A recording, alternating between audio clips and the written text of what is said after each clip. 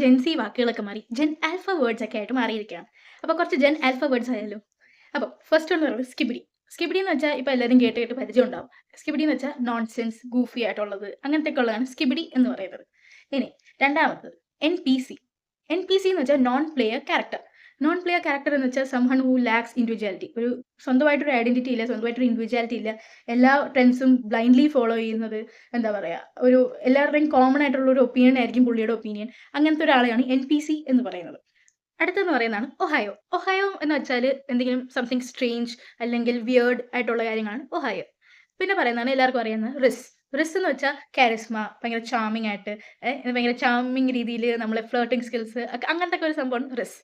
പിന്നെ സസ്. സസ് എന്ന് വെച്ചാൽ സസ്പീഷ്യൻ അല്ലെങ്കിൽ എന്തെങ്കിലും എന്താ പറയുക ദുരൂഹമായ കാര്യങ്ങൾ, അതൊക്കെയാണ് സസ്. പിന്നെ വരുന്നതാണ് ബ്രെയിൻ റൂട്ട്. ബ്രെയിൻ റൂട്ട് എന്ന് വെച്ചാൽ ഓൺലൈനിൽ ലോ ക്വാളിറ്റി ആയിട്ടുള്ള കോണ്ടന്റ് കണ്ടുകൊണ്ടിരിക്കുന്നതിനാണ് ബ്രെയിൻ റൂട്ട് എന്ന് പറയുന്നത്. പിന്നെ ഉള്ളതാണ് ഗ്യാറ്റ്. ഗ്യാറ്റ് എന്ന് വെച്ചാൽ എന്താ സ്ട്രോങ് എക്സൈറ്റ്മെന്റ്, അഡ്മിറേഷൻ, അതൊക്കെയാണ് ഗ്യാറ്റ് എന്ന് പറയുന്നത്. തൽക്കാലം കുറച്ച് വേർഡ്സ് ആയില്ലേ. ഇനിയിപ്പം അടുത്തൊരു പാർട്ടായിട്ട് ഞാൻ അടുത്ത ജെൻ ആൽഫ സ്ലാങ് ആയിട്ട് വരും. കാരണം ഇത് കുറേ ഉണ്ട്.